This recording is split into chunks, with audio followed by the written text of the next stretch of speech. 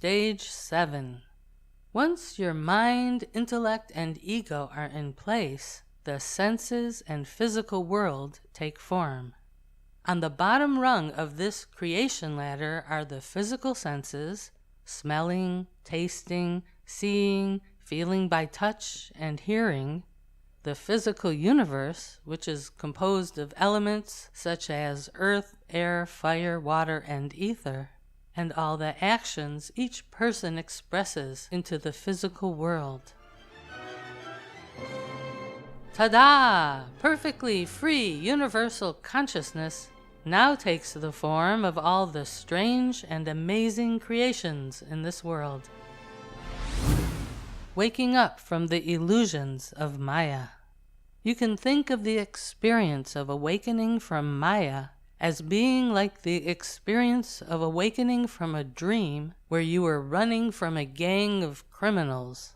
Upon awakening, you realize that the whole storyline and experience was an illusion.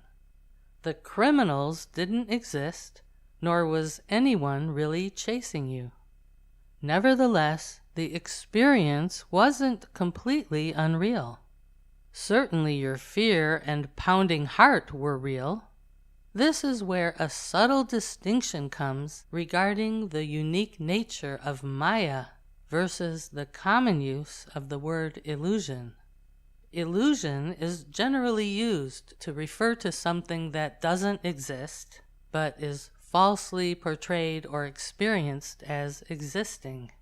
Maya, on the other hand, is existent and non-existent at the same time.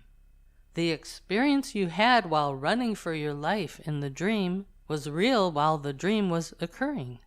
Therefore, the Maya of this dream can't be called non-existent. Yet, through the sobriety of wakefulness, you can see that the dream was an illusory world. The only problem is that there is no objective experiment you can run to prove that the waking state you're experiencing right now is any more real than last night's dream, which probably also felt completely real at the time.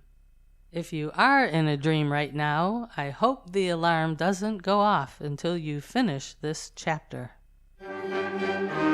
Don't forget, even though the universal creation chart appears to show a sequential transformation of consciousness moving down the chart over time, the whole multi-leveled process is also happening all at once. It isn't so much that pure consciousness stops being pure consciousness when the world takes form. Rather, even as pure consciousness descends into the lower stages of having personal experiences in a physical reality, it never moves from its highest state of pure being. As the popular Indian prayer says, that highest consciousness is perfect, and this creation is perfect. Perfection arises from perfection. Even if you take some of the perfect from perfection, still it remains as completely perfect. Spirituality in action. Imagine moving your personal consciousness up that chart, walking back up the ladder of creation from the physical world and senses through the mental conditions beyond illusory limitations and into the great freedom of your true nature as universal consciousness.